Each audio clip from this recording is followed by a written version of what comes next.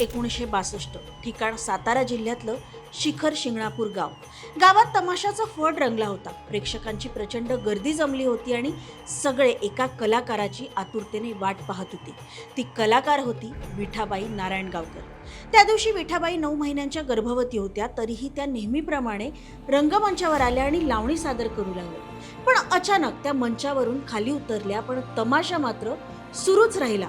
तरीही प्रेक्षकांचं लक्ष फक्त त्यांच्याकडेच होतं. लोक मोठ्याने त्यांचं नाव घेऊन त्यांना पुन्हा मंचावर बोलवत होते.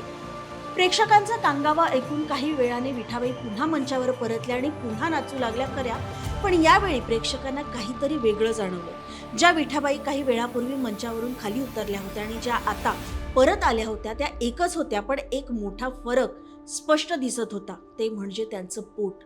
खरं तर त्या मंचामागे जाऊन बाळाला जन्म देत होत्या. बाळंतपण झाल्यानंतर त्यांनी दगडाने स्वतःची नाळ कापली, साडी घट्ट बांधली आणि पुन्हा मंचावर येऊन नृत्य करू लागल्या. प्रेक्षकांना ही गोष्ट समजताच सगळे स्तब्ध झाले आणि तमाशा थांबवण्यात आला. चित्रपटातला प्रसंग वाटावा अशी ही घटना प्रत्यक्षात घडली होती. त्या दिवशी जन्मलेलं ते बाळ आज 60चं झालंय, पण ही गोष्ट आजही अंगावर काटा उभा करते.